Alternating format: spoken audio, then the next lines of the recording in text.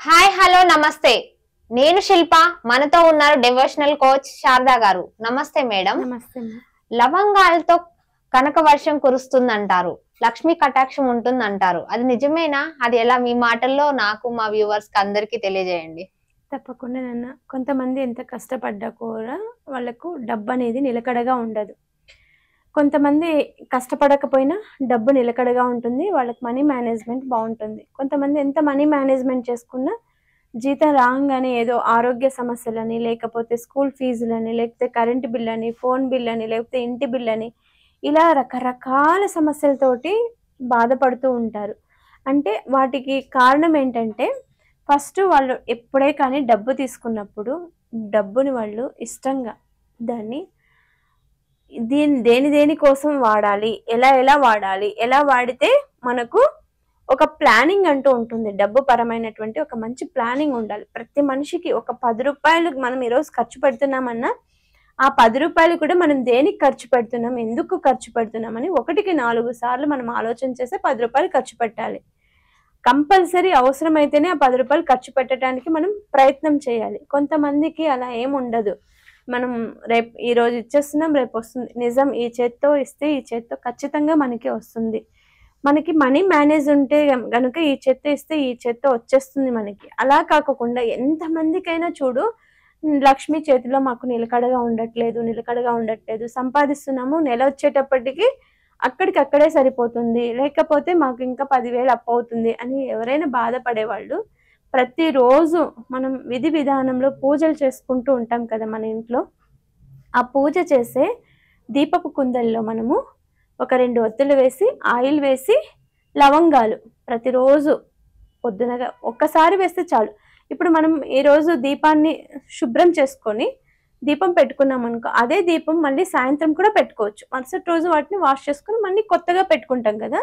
అలా పొద్దున 2 దీపంలో లవంగాలు వేసి సాయంత్రం కూడా దీపం పెట్టుకుంటే, అలా రోజు రోజుకి మనము చేసుకుంటూ వెళ్ళామనుకోండి, మన చేతిలో లక్ష్మీ కటాక్షం అనేది మన ఇంట్లో సమృద్ధిగా ఉంటుంది. లక్ష్మీదేవి లోటు యొక్క ఉండదు. మనకు లక్ష్మి లేదు, రాలేదు అని లోటు ఉండదు అనమాట. అంటే ఈ పూజ చేస్తున్నాం కదా అని వేళ్ళు తీసి ఖర్చు పెట్టడం కాదు. మనం ఖర్చు పెట్టేటప్పుడు మనకు ఆలోచన దేనికి చేస్తున్నాము? లక్ష్మి కోసమే కదా, అమ్మ కావాలనే మనం కోరుకుంటున్నాం కదా. అప్పుడు మనము ఒక మంత్ర సాధన ద్వారా అందులో లవంగాలు వేసి లక్ష్మీదేవిని మనము వేడుకోవాలి. తల్లి, నేను ఎంత సంపాదించినా ప్రతి నెల ఏదో ఒక ఖర్చులతోటి ఇలా డబ్బులు అనేటివి అయిపోతున్నాయి, నాకు లక్ష్మీ లోటు అనేది ఏర్పడుతుంది.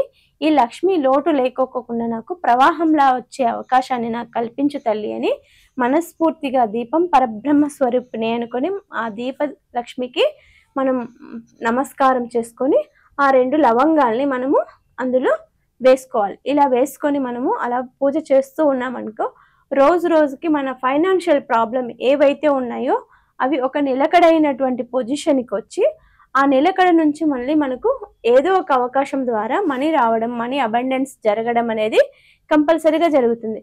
ఇప్పుడు మహాలక్ష్మీదేవిని మనము ఇప్పుడు ఎవరికైనా సుఖం వచ్చిందనుకోండి, అస్సలు దేవుడు గుర్తుకురాడు. బాగా అన్ని జరిగిపోతున్నాయి ఇప్పుడు నాకు అనిపించింది అనుకో, దేవుడు అస్సలు గుర్తుకురాడు చాలా మందికి. అదే కొంతమంది ఉంటారు, ఎంత లక్ష్మి ఉన్నా లేకపోయినా వాళ్ళ విధి విధానాలు, పూజ అన్నీ కూడా పర్ఫెక్ట్. దేనికి ఇచ్చే టైం దానికి ఇచ్చేసి, పూజకి ఇచ్చే టైం పూజకి ఇచ్చేస్తారు, ఇంటికి ఇచ్చే టైం ఇంటికి, ఆఫీస్కి ఇచ్చే టైం ఆఫీస్కి. నవ్వేడేస్ మనుషులందరూ కూడా పూజ విధి విధానాలకి దూరం అవుతున్నారు.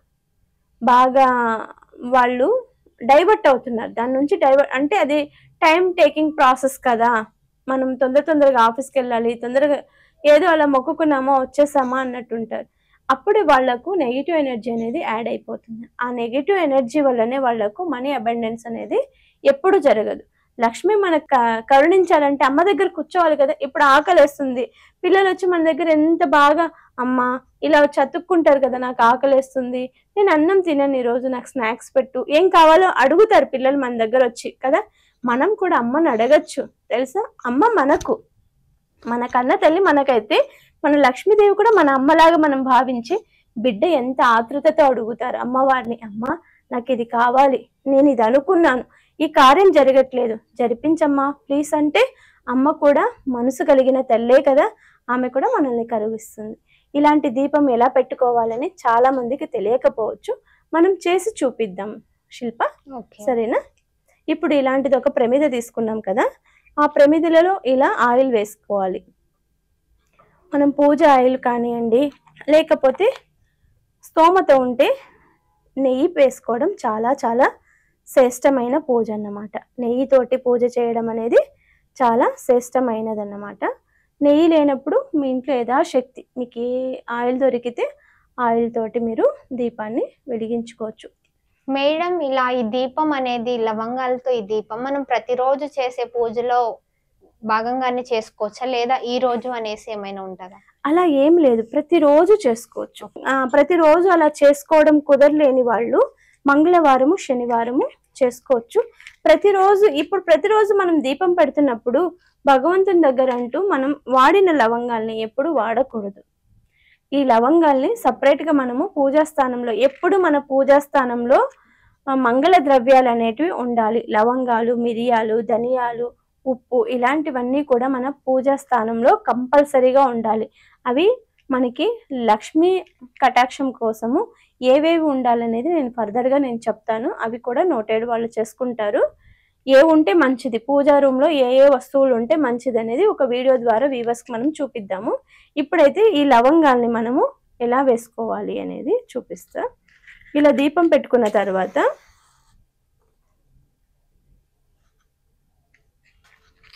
ఈ 2 లవంగాలు ఉన్నాయి కదా, బాగా మంచి బలంగా ఉన్నటువంటి లవంగాలు, పువ్వు కాడ బాగున్న లవంగాలే తీసుకోవాలి. ఇది ఇరిగిపోయినవి కానీ తీసుకున్నామంటే మనకి పని చెయ్యదన్నమాట. ఈ లవంగాలు బాగున్న లవంగాలు 2 తీసుకొని, ఈ దీపం ఉంది కదా, మనకన్నింటికి దీపమే సమాధానం. భగవంతుడు ఎక్కడో ఉంటాడని అనుకుంటారు చాలా మంది. నిజం, అది భగవంతుడు మీరు ఏ రూపంలో చూస్తే ఆ రూపం కనిపిస్తాడు. ఏ దేవత అనుకుంటే ఆ దేవత రూపంలో కనిపిస్తాడు. ప్రత్యక్ష దైవం ఎవరైనా ఉన్నారంటే దీపం పరబ్రహ్మ స్వరూపిణే. ఆ దీపం యొక్క జ్వాలలోనే భగవంతుడు ఉంటాడు. మీకు ఏదైనా కష్టం వచ్చింది, మీకు ఏదైనా బాధ అనిపించింది, ఒక దీపం పెట్టుకొని ఆ దీపాన్ని తదేకంగా చూస్తూ చూస్తూ మీ మనసులో ఉన్నటువంటి సంకల్పం ఏదైనా కానీ, మీకు ఏడుపు వస్తే ఏడ్చేయండి భగవంతుడి దగ్గర. తల్లి దగ్గర బిడ్డలు ఏడ్చుకోకుంటే ఎవరు ఏడ్చుకుంటారు? ఆ ఏడుపు ద్వారా కూడా మన మనసు శాంతన పలుకుతుంది. ఎప్పుడైతే మన మనసు ప్రశాంతంగా అనిపిస్తుందో నెక్స్ట్ డే కూడా కూర్చొని అమ్మకు మనం చెప్పుకోవాలి, నాకు అమ్మ తీర్చింది అనే ఒక ఫీలింగ్ అనేది మనకి దీపం క్రియేట్ చేస్తుంది. ఫస్ట్ మనము దీప నైవేద్యాలు పెట్టుకున్న తర్వాత దీపానికి పసుపు కుంకుమ బొట్టలు పెట్టుకున్న తర్వాత దీపం వెలిగించుకున్న తర్వాత మనం దీపం పరబ్రహ్మ స్వరూపిణే నమః అని చెప్పి 2 లవంగాల్ని ఇందులో వేసుకోవాలి. మీకు ఏదైనా లక్ష్మి అమ్మవారి యొక్క స్తోత్రం ఏదైనా తెలుసున్నా కూడా శ్రీమాతా శ్రీ మహారాజ్ఞి శ్రీమత్ సింహాసనేశ్వరి చిదగ్ని కుండల సంభూత దేవకార్య సమర్చిత శ్రీమాత్రే నమో నమః అంటే అమ్మ లలితాదేవి సకల దేవీ దేవతలకు అధిష్టాన దేవత కాబట్టి మనకు అన్ని శ్లోకాలు ఏవీ రాకపోయినా కనీసం శ్రీమాత్రే నమః అని చెప్పుకుని 2 లవంగాలు వేసి మనము లక్ష్మీ కటాక్షం, మనకి ఏం కావాలి, ఇలా నాకు ఈ ఇబ్బంది ఉందమ్మా, ఈ ఇబ్బంది నుంచి నన్ను గట్టెక్కించు, నీవే నాకు తల్లి తండ్రి గురు దైవం అన్నీ నీవే, నీ పాదాలు నేను శరణు వేడుతున్నాను తల్లి, నన్ను కనుకరించు అని మనము అలా 2 లవంగాలు వేసి ప్రతిరోజు ధూపదీప నైవేద్యాలు అంటే ఏదో ఆడంబరాలతో చేయాల్సిన అవసరం లేదు. ఉంటే చేసుకోండి, లేకపోతే యథాశక్తి. మనసు ప్రధానం, ఇవన్నీ కాదు, మనసు ప్రధానం. మన మనసుతోటి మనం ఏ పూజ చేసినా కూడా అమ్మవారికి ఒక జలం తీసుకొచ్చి ఒక చెమ్ము నీళ్లు పెట్టినా కూడా అమ్మ పంచభక్ష పరమాణాలు పెట్టినంత సంతోషపడుతుంది తల్లి. అలాంటి తల్లిని మనం వేడుకోవడం మనకి రావాలి. అలా వేడుకున్నాము అనుకోండి, కంపల్సరిగా ఎటువంటి సమస్య అయినా ఖచ్చితంగా అమ్మ తీర్చేస్తుంది. మేడం, అలానే ఇప్పుడు మనం దీపంలో లవంగాలు వేసాం కదా, ఆ లవంగాలు మళ్ళీ సాయంకాలం దీపం పెట్టేటప్పుడు అవి యూస్ చేయొచ్చా? అవి అదే ఒత్తి ఉంటుంది, అదే దీపమే, అవే లవంగాలే ఉంటాయి. మనకు సాయంత్రానికి కూడా ఉంటుంది. ఒక్కొక్కసారి ఈ ఒత్తి వేసాం కదా, ఆ ఒత్తి మొత్తం కాలిపోయింది అనుకోండి, ఆ ఒత్తిని మాత్రం మళ్ళీ ఇంకొక ఒత్తిని యాడ్ చేసుకుంటాం. లవంగాలు మాత్రమే అక్కడే ఉంటాయి. ఒక్కొక్కసారి లవంగం కూడా ఒత్తితో పాటు కాలిపోయింది అనుకోండి, దాన్ని తీసేయండి, ఆ రోజుకి తీసేయండి. నెక్స్ట్ ఇంకోటి కావాలంటే వేసుకొని పూజ చేసుకోండి. లేకపోతే మళ్ళీ ఒత్తి ఆయిల్ అన్ని వేసుకున్నారు మీరు అనుకో, మళ్ళీ 2 లవంగాలు వేసుకోండి. 2 లవంగాలు. కానీ మనం ఇంట్లో వాడిన లవంగాల్ని మాత్రం మనం పూజకు వాడటానికి కుదరదు. మనం తెచ్చుకున్నప్పుడే కొన్ని లవంగాల్ని పూజా మందిరంలో ఒక బాక్స్ లో స్టోర్ చేసి, ఎప్పుడు లవంగాలు పూజా స్టోర్ లో కొన్ని పెట్టుకొని ఉండాలి. మనం వంట చేసేటివన్నీ తీసుకొచ్చి అందులో పెట్టడానికి కుదరదు అన్నమాట. అంటే కొంతమంది వెజిటేరియన్స్ ఉంటారు, నాన్ వెజిటేరియన్స్ ఉంటారు, మసాలా దినుసులు దాంట్లోనే వాడి మళ్ళీ తీసుకొచ్చి దీంట్లో వేయడం అనేది దోష పరిహారం అవుతుంది. కాబట్టి అలా వాడుకోకుండా మంచిగా శుద్ధిగా ఉన్న లవంగాలు, బాగా పువ్వు కాడ ఉన్నటువంటి లవంగాలు కొన్ని ఏరి ఒక బాక్స్ లో పెట్టుకొని వాటితోటి మనం పూజ చేసుకోవాలి. చూశారు కదండి, లక్ష్మీ కటాక్షం. మన ఇంట్లో ధనం లేక కొన్ని సిచ్యువేషన్ లో మనీ ప్రాబ్లమ్స్ వల్ల కూడా మనం చాలా ప్రాబ్లమ్స్ ఎదుర్కొని ఉంటాము. మనం రోజు చేసే పూజలోనే ఇలా లవంగాలతో మంచి టెక్నిక్ మనకు చూపించారు. Thank you so much madam. అలానే కింద స్క్రోల్ అవుతున్న నెంబర్ కి కాల్ చేయండి. మీకు ఎలాంటి డౌట్స్ వచ్చినా కానీ, పూజ విధానంలో కానీ, ఇంకా హెల్త్ ప్రాబ్లమ్స్ ఇవేమైనా సరే మనకు మేడం చెప్తారు. Thank you so much.